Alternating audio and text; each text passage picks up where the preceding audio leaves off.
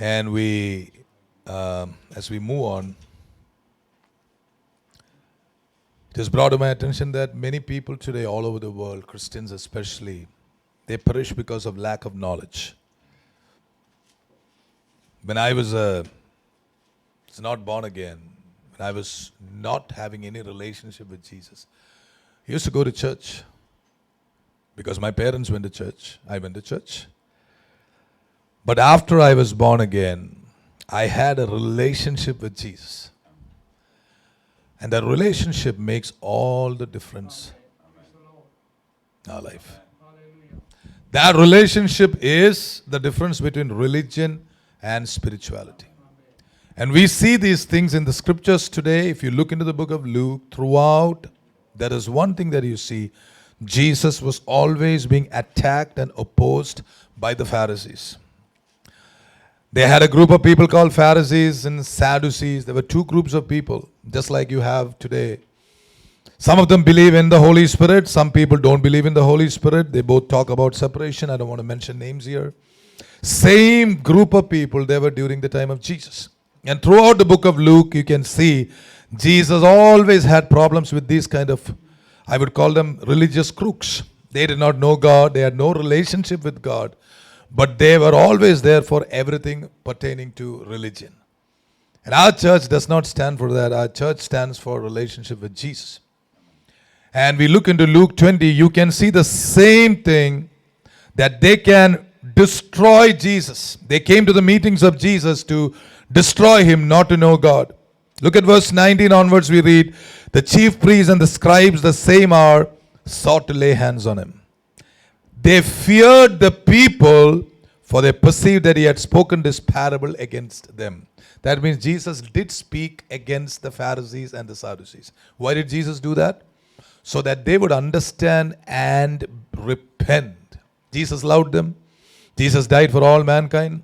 But they were so spiritually stupid that they would not even listen to what Jesus was saying. And they were always looking for an opportunity to destroy Jesus.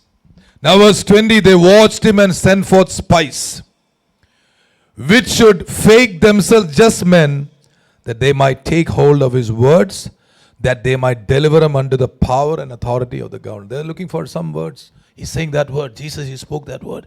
All right, we got enough proof. Let us take him to who? The authority of the governor. Who was the authority or governor? The authority or governor is Rome at that time. They were the ultimate authority as far as the Jewish people are concerned. And how stupid they think that they can take the King of Kings to authority. You know, in our church, we never go to the law. We don't go to the judge if we have a problem. We never do that. Why don't we do that? Because we don't allow external courts or judges to settle our differences. Our differences are settled in heaven. I want all our children and those who are listening to know this. And the devil has taken advantage of that fact and tries to show his power again and again.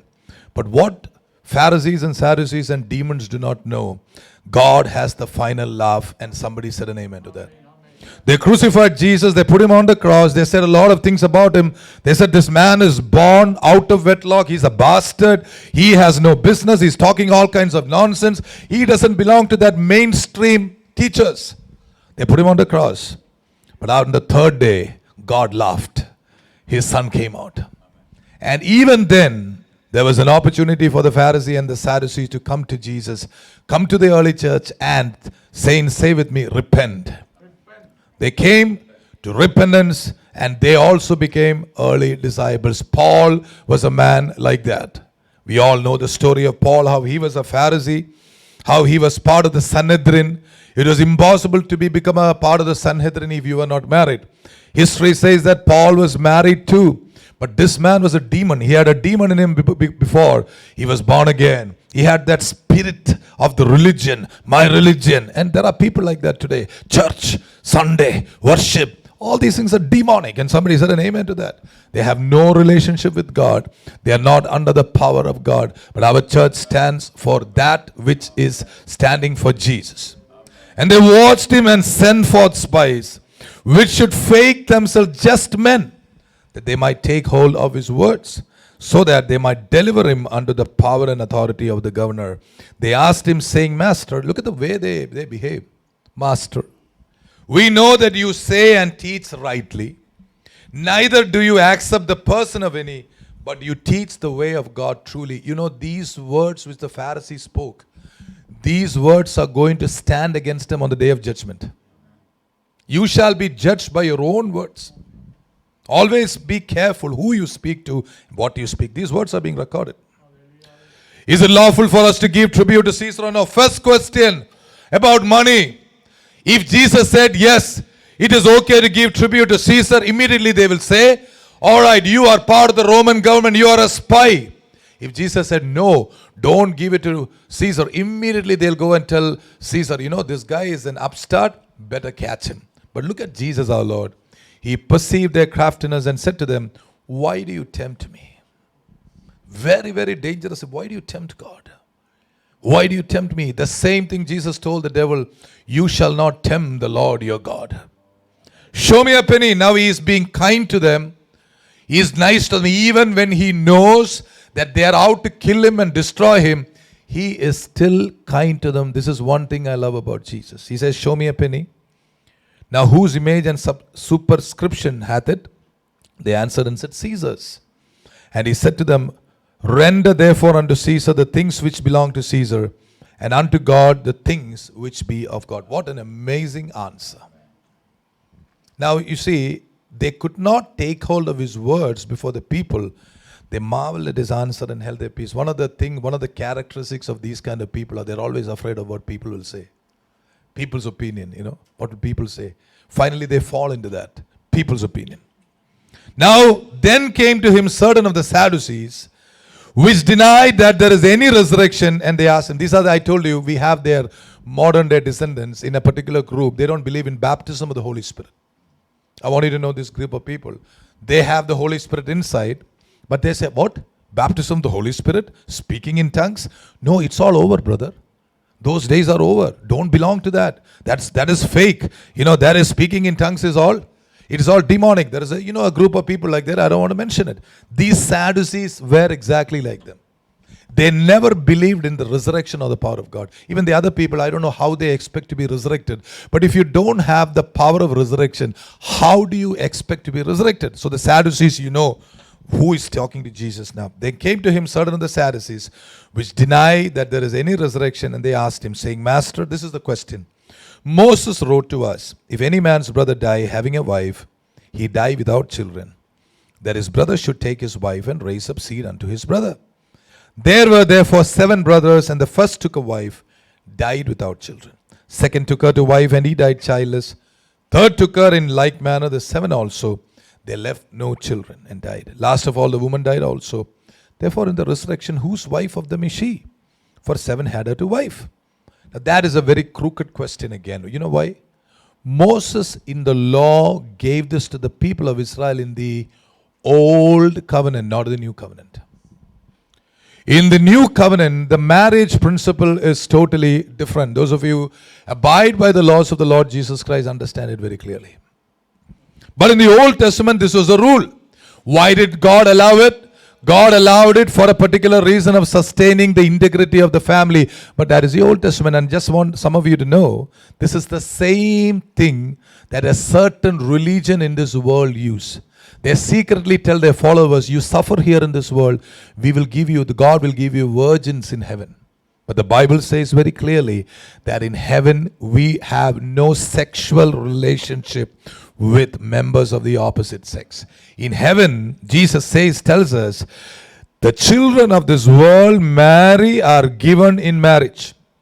But they which shall be accounted worthy to obtain that world, remember that, people of God, they which shall be accounted worthy to obtain that world, and the resurrection from the dead, neither marry nor are given in marriage, neither can they die anymore, for they are equal unto the angels, and are the children of God, being the children of resurrection.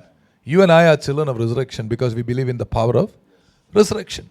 And Jesus was again telling these spiritually dumb people out of love. He was teaching them so that they may understand that there is the power of resurrection. And he goes on to say, God is not the God of the dead, but God is the God of the living.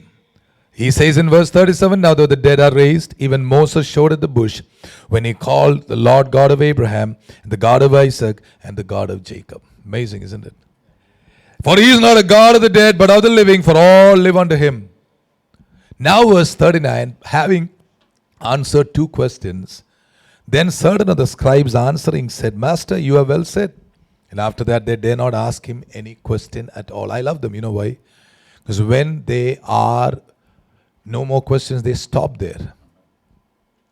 They're honorable people. They don't, honorable people they are.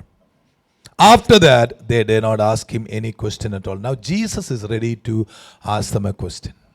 I told you this passage is about three questions. We have done 2. We will go into that as the Holy Spirit leads us. And he said to them, how say that Christ is David's son? He's asking a question. These are scribes. I told you scribes are those who sit and write the scriptures again and again and again, because in those days they had no way to record the scriptures. So every so many years they would write the scriptures in a new skin. They used to write scripture in skin and store it. So they used to write, and those people who wrote were known as scribes.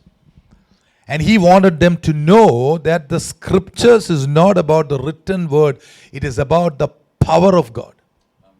I want our church to know this. Whoever may listen to me, even those who are on the YouTube, the Bible is written not only in letter, it is written in the Spirit of God. And that is where we make a mistake.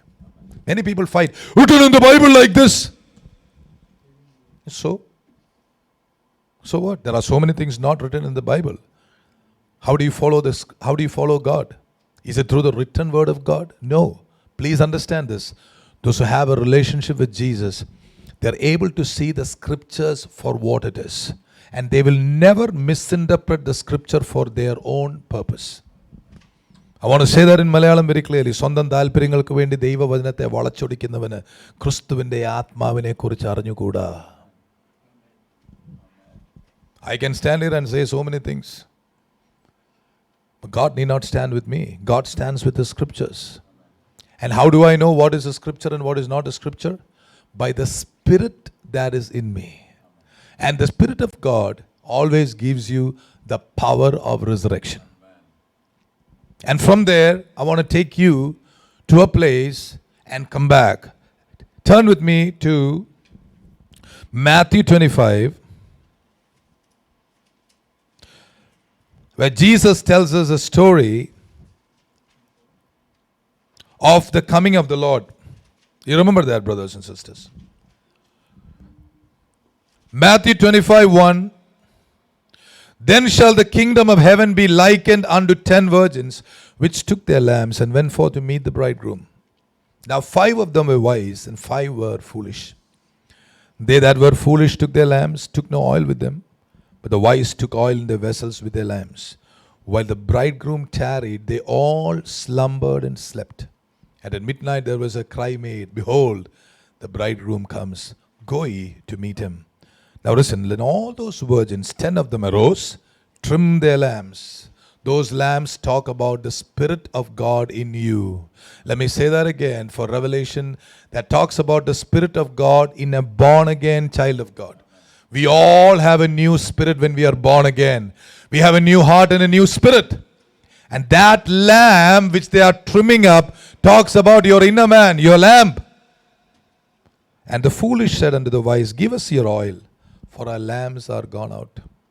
But the wise answered and saying, No, in case there is not enough for you and me, but go you rather to them that sell and buy for yourselves. And when they went to buy, the bridegroom came, and they that were ready went in with him to the marriage, and the door was shut. Afterwards came also the other virgins, saying, Lord, Lord, open to us. But he answered and said, Truly, I don't know you. What? He doesn't know you? He doesn't know me? It will be horrible in that day if Jesus were to disown us. Nothing in the world can help us. Recently I heard a new theology. Yesterday I heard, in case you get left out, make sure that you don't bow down to the Antichrist. You may have to go through a small pain. It's a clever way of continuously keeping us in this world. Somehow try to go, man. Somehow be ready when Jesus comes. Don't say, in case you are left out, try not to listen to the Holy Spirit. Listen to the Antichrist. Shall I tell you something? If you don't listen to the Holy Spirit now, you think you can listen to the Holy Spirit when He is moved away? Don't be fooled by all these things. Now, Christian doctrine says the one who is blocking will go, which is the Holy Spirit. Now, when the Holy Spirit goes, we also want to go. Don't listen to people, brother. It's okay, brother. It's okay, sister. I'm telling everybody here, don't waste the oil in you. Keep on asking God for oil. Lord, I need oil. Lord, I need oil. Lord, please, Lord, I've been through a situation. I've been through a circumstance. Oil. That is the power of resurrection. Amen. That is wisdom. Amen. Maybe you made a mistake. You shouted, you screamed, you had a problem. Oil. Whatever situation you go through, Lord, I need some more of your oil. Then even when you are ready to be taken up, you may be sleeping, the bridegroom comes, you open up, you trim your lamp, your light, your inner man is full and active. And I want all of us to know that is what the devil is desperately trying to tell the church. Guys, you come to church on a Sunday morning and that is good enough. I'm speaking to everybody here. Don't get me wrong. I'm speaking to the whole church. Keep me, Lord. I don't care. I tell you, wisdom says oil. You have a problem? Go to God. If you have a relationship with Jesus, it's very easy for you to go to God at a time. No matter how bad you are, no matter how terrible you feel, if you have the confidence to go to God at any point. Now, going to God is not going to church. That even other people do. People from Kerala are used, every Christian 2-3 generations later, they are used to going to church. They love church more than Jesus. Or they love their former. We all come from situations like that. Somehow they'll go to church. Palli Pramani. Yeah. But many of these Palli Pramanis are in hell today. I want you to know that. Because they never knew Jesus. They wanted church. They didn't want Jesus. And I will not allow that spirit in this church. And somebody said an amen to that. We will preach till people come to know Jesus. That is where we win. Hallelujah. So afterwards came also the other virgin saying, Lord, Lord, open to us. But he answered and said, verily I say to you, I know you not. Watch therefore, for you know neither the day nor the hour wherein the Son of Man comes. In other words, in every situation of your life, brother, sister, whatever failure you have made, be humble enough to come to the presence of God in the right way and keep on receiving oil. Lord, I'm not worthy, but I'm worthy because of Jesus. It's one name I am worthy of. Jesus' name. I ask for oil. Lord, I'm not perfect. I'm far away from being perfect. But Jesus. Let our children know, let everybody know this. God is not going to take us because we think we are perfect. God is not going to take us because we think we give money. God is not going to take us because we think that we are going to be taken. God will take us, the Lord will take us because we choose oil every day and every hour of our life. I want to show you the story of a young man who had oil towards the last day of his life. I would like you to know and appreciate genuine servants of God. Genuine. When I say genuine, there is a reason why I'm saying genuine for this man of God who I was thinking about yesterday. His name is Bonhoeffer. Dietrich Bonhoeffer. Who was Dietrich Bonhoeffer? Dietrich Bonhoeffer was a Lutheran pastor, theologian, anti-Nazi dissident, and key founding member of the Confessing Church. This happened in Germany. He was arrested in 1943 and executed in the Flossenburg concentration camp in April 1945. He died at the age of 39. He had wife and children to the best of my knowledge. Let's go forward. Okay, we don't want that. Let's go to the next thing. That is, apart from his theological writings, Bonhoeffer was known for his staunch resistance to the Nazi dictatorship. including vocal opposition to Hitler's euthanasia program, genocidal persecution of the Jews. He was arrested in April 1943 by the Gestapo. That is a secret service they had. Hitler was a dictator. Gestapo was his secret police. And imprisoned at Tegel prison for 1.5 years. Later, he was transferred to Flossenburg concentration camp. Next. On April 9th, 1945, Lutheran pastor and theologian Dietrich Bonhoeffer was hanged at Flossenburg.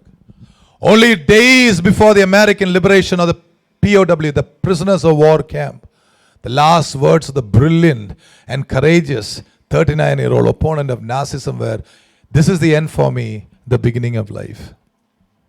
He's only 39. He left his wife and children behind. This is my point. When I keep that last slide for me, what made him to say that? His wife, his children. I've read about his story, how he had this partridges. He's a very gentle man. He had birds and animals in his house. Very gentle man. He was a farmer. Very, very gentle man. He came to the United States of America, did some learning from the United Theological Seminary somewhere in New York, and went back to Germany. He founded a little church, small little church, something like ours, humble people who love Jesus. He was a pastor. He was one of the founding members. And when Hitler began to invade Germany and do stuff, he began to voice his opposition. He said, Hitler can't take over Germany. Hitler heard it. The secret police heard it. And these dictators have a problem. Anybody says something against them, they will silence them. That's the spirit of the dictator. That's not Jesus. Thank you, Jesus. And they found him out. They called him. They immediately took him to the judge, their judge. Immediately, no questions asked. Straight away judged. You spoke against the government. They won't say you spoke against Hitler. You spoke against the government. Out. Take him out. They don't allow him to say one word. How terrible it is, suddenly to leave your family and children and your pastorate and your ministry and be taken away suddenly by a cruel, evil man. And now I want you to know something from history. 2 weeks after he was hanged, America came and released those German prisoners of war. My question is, why did God allow him to go through that? Shall I tell you something? God counted him worthy to say these last words. He didn't love life till the end. He was more interested in Jesus than his own life. And I tell you, that is the kind of discipleship we teach in this church. And I want all our children to know that. To love Jesus more than our own life is Christianity. Nothing less than that. The story is told about a man who had a vision. He was looking at heaven and a lot of people were going inside. But as he was looking, there was a grey bearded old man who was standing outside the heaven's gate. And in the vision, this man asked him, "Sir, why don't you go inside, sir? You look very holy and strange." He said, "I was asked by God to make a big temple. But my focus began to focus on the temple. I lost touch with God. I began to marry outside of God's will." You don't see anything mentioned about King Solomon in the book of faith, do you? Think about it. I am hoping that at the last day of his life, he must have repented. I am hoping that the Bible says nothing about it.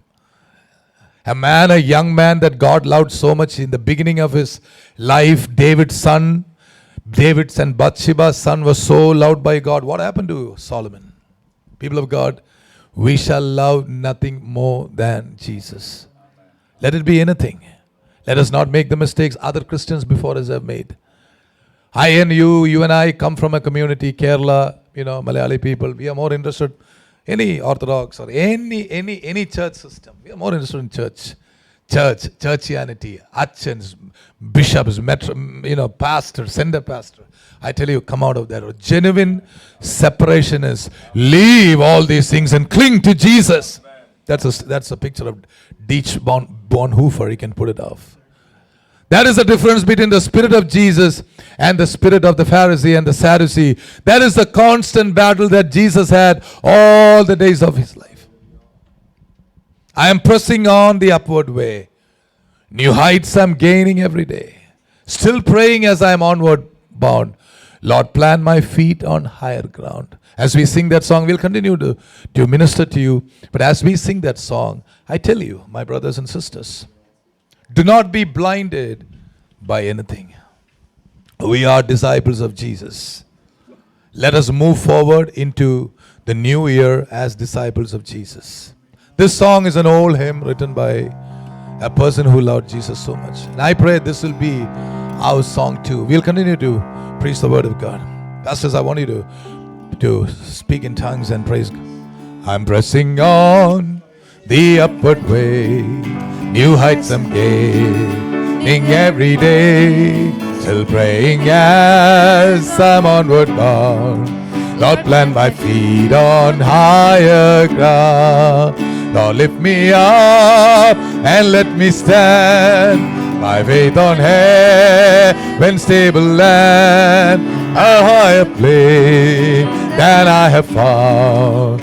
Lord, plant my feet on higher ground. My heart is no desire to stay where doubts arise and fierce dismay, though some may dwell where these abound. My prayer, my aim is higher ground. Lord, lift me up and let me stand by faith on heaven's stable land, a higher place than I have found. Lord, plant my feet on higher ground. I want to lay about the world, though Satan's down at me a whirl. For faith has called the joyful sound, the song of saints on higher ground. Lord, lift me up and let me stand by faith on heaven's stable land, a higher place than I have found. Lord, plant my feet on higher ground. I want to scale the utmost high and catch a gleam of glory bright. Still I'll pray till heaven I found. Lord, lead me on to higher ground. Lord, lift me up and let me stand by faith on heaven's stable land, a higher place than I have found. Lord, plant my feet on higher ground. Lord, plant my feet on higher ground. Lord, plant my feet on higher ground. As we move into the next question, you see the love of our Lord Jesus Christ to them. Number one, I want you to know Jesus spoke to them. In his messages, he poked them. Why? Because he loved them. That is why. They were so spiritually stupid, they couldn't understand that. But he doesn't stop loving them. I want this church to know that Jesus never stops loving Cephas or even Annas. That is Jesus that we serve. Now, after us answering their questions, he is asking them a question. What is that question, people of God? We go back to Luke 20 and we look into that question there. Thank you, Lord. I love you. 41. Thank you, Pastor. And he said to them, how say they that Christ is David's son? Listen to that question very clearly. How say they? They mean Pharisees and Sadducees who know the scriptures. How do they know that Christ, the expected Messiah, is David's son? How do they know that? Know it. Now verse 42, Jesus says, David himself saith in the book of Psalms, the Lord said unto my Lord, sit you on my right hand, till I make your enemies your footstool. David therefore calleth him Lord. How is he then his son? Now why did Jesus ask him that question? Number one, go back to scriptures and read it.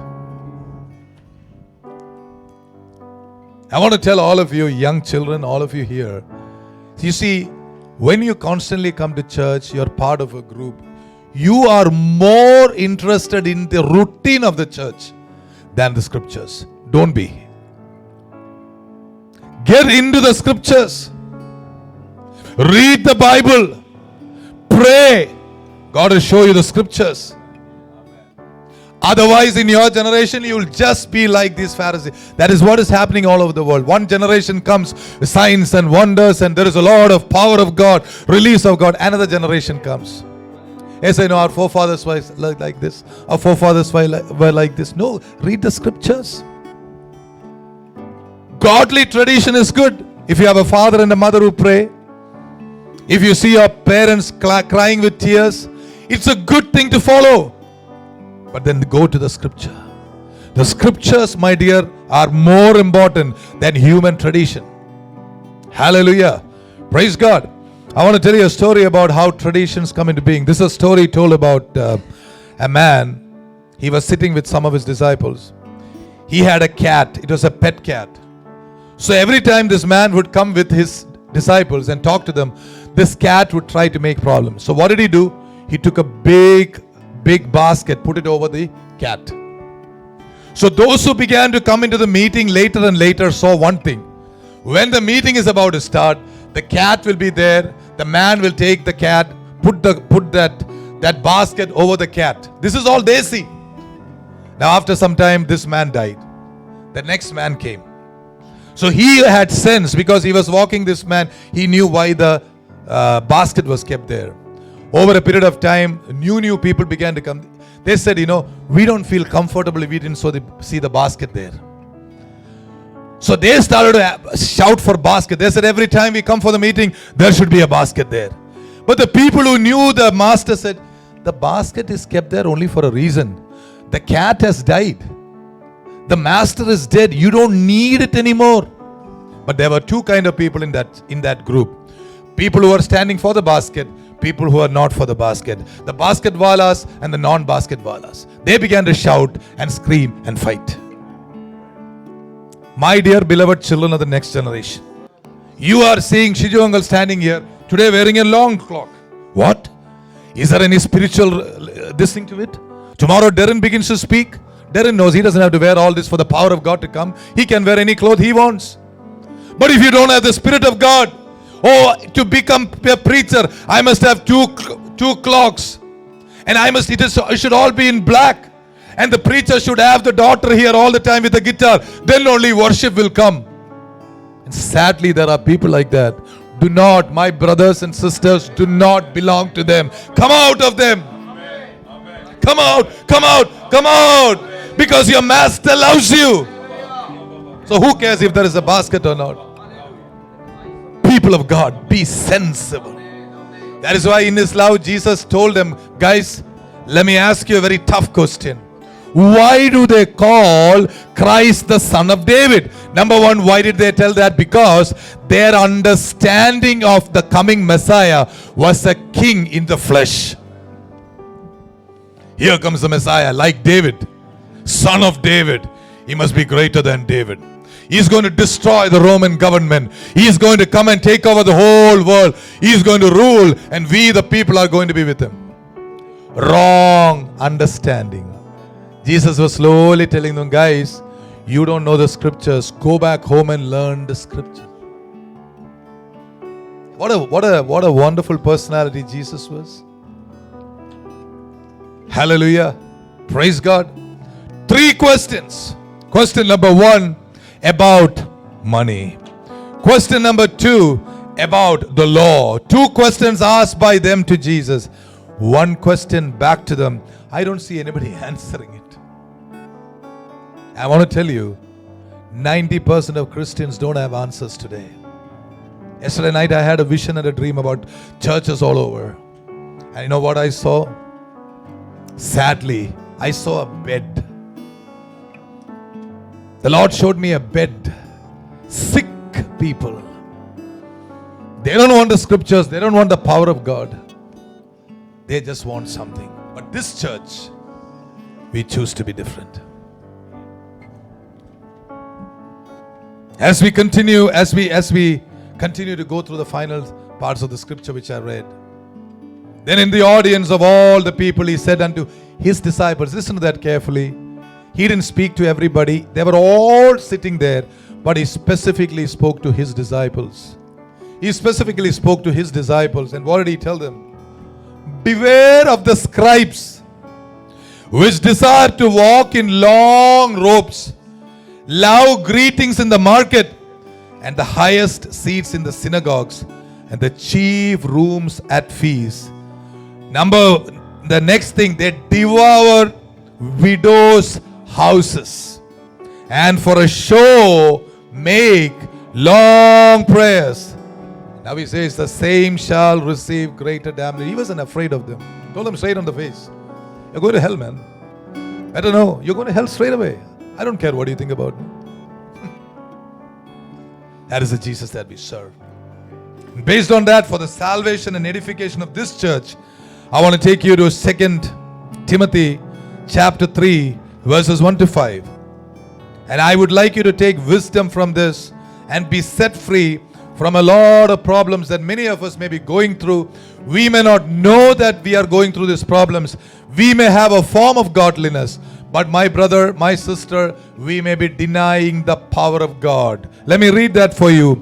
Chapter 3, verses 1. This know also, that in the last days perilous times shall come.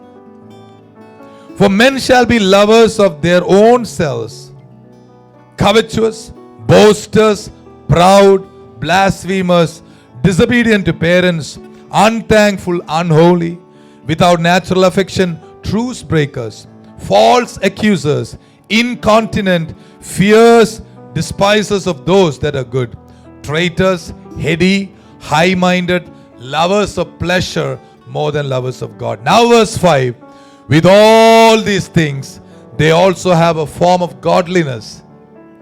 Did you see the right picture? Bhaktiyoda vesham കാണും, പക്ഷേ അതിന്റെ ശക്തി കാണുകയില്ല. They have the... Now, by the way, I'm not speaking to anybody. I'm speaking to myself. I'm speaking to you, sir. I'm speaking to you. I'm speaking to everybody. I'm speaking to you. You think you're very holy. You're also listening to me this morning. You think you're part of the revival church. This message is for you. And this message was for anybody who is humble enough to receive it. You know, sometimes when you preach messages, the devil has a way of thinking, this is for that person. It is for me. It is for you. Having a form of godliness. That means externally we can all appear to be godly, but denying the power thereof. From such, turn away. Separate yourself from such kind of people. Have nothing to do with them, because it is these people that are destroying you. Fellowship with these kind of people are destroying you. I want to tell you the history of our church, for those of you who do not know. From the beginning, we had these kind of people in our church. After a Sunday morning, they will go back home and they will start affecting the innocent people. Those who come fresh, they start telling them, this is the way, this is the way. They were bringing in their dirty tradition. God just removed them, took them and threw them out.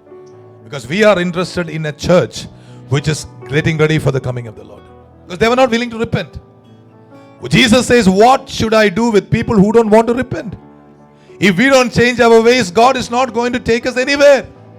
Let our children know, let everybody here know, let me know, and whoever I'm speaking to, whoever the Holy Spirit is speaking to, these are all the nature of people who deny the power of God. What are the characteristics? Number one, lovers of their own selves. They love themselves. What will people think about me? Covetous, greedy for money. Boasters, proud, blasphemers. I want to tell you, if you do not know it is wrong to speak back to the man of God in the house of God, you belong to one of this category. I've told the children in the house, if you speak back to your dad or mom, you belong to this category. Am I right? Am I right? I'm speaking to everybody here. You think you can speak back to the man of God? You think you can speak back to God? You are crazy. You belong to this category. And you know why you're doing it? Let's read the whole thing. Disobedient to parents, unthankful, unholy, without natural affection, truce breakers. What is truce breakers? You know, Darren and I have a relationship.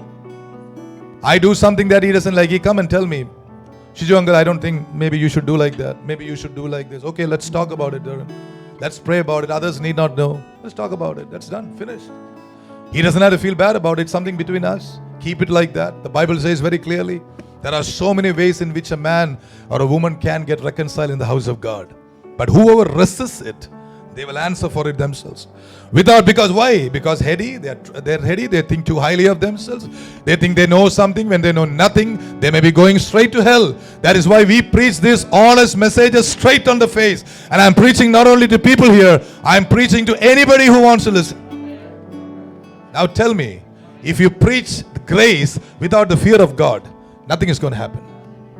We had a preacher who came here in 2013 or 15. Fellow was teaching about grace. Miracles and wonders were happening. Somewhere along the way he fell. Today the whole Pentecostal world shuns him. Even we don't allow him here. Why? He had one problem. He would not listen to anybody. He knew everything. You can't tell him anything. One day I asked him something about the scripture in a short way. Oh no, that's not the way like that. It is like this. He wants to prove he's right. Today he's fallen. And he thinks it is grace. He is still preaching grace. He has gone back to the place where God picked him up. People of God, fear the Lord. Oh yes, miracles and wonders happen through his ministry. We all know that, right?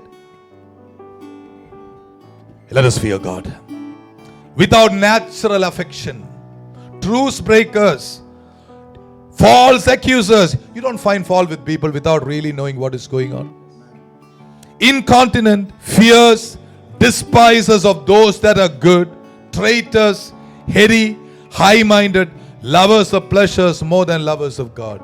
Now having a form of godliness, but denying the power thereof. From such turn away. In our church, right from the beginning, it was these kind of people who were trying to make problems in our midst. If you look into the Galatian church, you can see it was the same kind of people that were making problem for Paul. But to you, I'm telling you what is the way out. Number one, when you have spiritual so-called religious friends who keep you away from the presence of God, cut them off.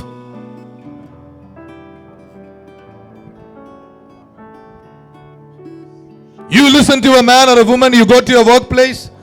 Maybe you have friends in your workplace who are from such and such a background. Maybe they appear to be holy to you. But my son, they are not holy. They are trying to destroy your life. You should be humble enough to acknowledge that. Keep away from people like that. I'm speaking to everybody in this church. You should be humble enough to acknowledge that guy. He opens his mouth.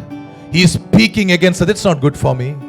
I want to keep away. Step number one. Number two, we all have weaknesses in our flesh. How many of you think you have weaknesses? I have.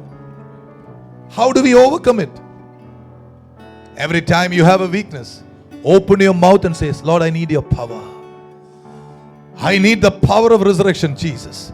Lord, there is something in my flesh. Probably I got it from my dad. I got it from my mom. These things can happen. Probably an uncle of mine is a dirty guy. Probably I picked it from, Lord, I don't have to follow my uncle's life. I want to follow my Jesus life. Give me power, Lord. I need to overcome, Lord. I need to overcome, Lord. Help me, Lord. This church stands for people like that. Whoever you are. Hey, Kalisha, Aisa Kalisha hai, bhai sahab. This is a church, if you are willing to say, Lord, I am weak, give me your power. This church will stand for people like that. Are you weak? Sometimes you don't know how to talk. Sometimes something irritates you, angers you. My beloved brothers and sisters, such things will not qualify you for heaven. What should you do? Lord, you know my weakness. I don't want to do that next time. Are you getting a message of gospel here? Lord, I have this problem. Lord, I get angry. I get irritated. My wife says something, I get provoked. It all happens inside the house. But Lord, your power. I need your supernatural power because I acknowledge the power. I'm not denying the power. I need power, Lord. Come on, people, if you agree to the Holy Spirit, not to me, open your mouth and say, I need the power of God. We need the Holy Spirit, power of God.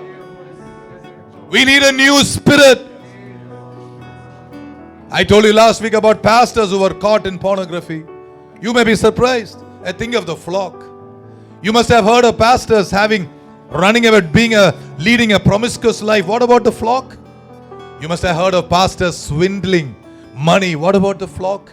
Why? God doesn't deny anybody because they are weak, but God can deny you if I deny the power of God. And somebody said an amen to that. Lord, I am weak. And it is that message that is being spoken to every one of us today. I live by the power of God, nothing else. I never claim to be perfect, but the power of God. The power to forgive, the power to love, the power to pray. Jesus died on the cross even for the worst sinner. Even those who put him on the cross, he prayed for them. People of God, I'm concluding now. We belong either to Jesus or we belong to a group of people who have a form of godliness like the Pharisees and the Sadducees. You can choose today who you will follow. Jesus is coming a second time. Have no doubt about it. We will be lifted up with the power of resurrection. We will be lifted up. We will go out and say, the Master is coming. Let us go, we will say. That's the beauty of our church. That is what we struggle. It's not that I can't get members from other churches. You think it's difficult? Just to let you know, there are many people, churches, people don't get anything. They say, can we come to your church? I said, no. We don't want you. Go get reconciled to the man of God. Pray for your own churches. Why do we do that? Because we are not hungry and thirsty and covetous for people. We don't want to prove anything. We want a group of people who will genuinely follow God. We want to love a group of people who will genuinely be discipled. In the house of God, and the man of God says something, we want people to listen to that because there is wisdom there. When the man of God says something or a leadership says something, I'm ready to do that. Some time ago, there was a lady who continuously told me, you must baptize my daughter. You must baptize my daughter. I said, hold on. Please give me a little time. Let me talk to your daughter. And I talked to the daughter. She said, Pastor, my mom is terrorizing me into getting baptized. I don't want to get baptized. I said, I'm not telling you to get baptized either. Why do you want to get baptized? Because somebody told you.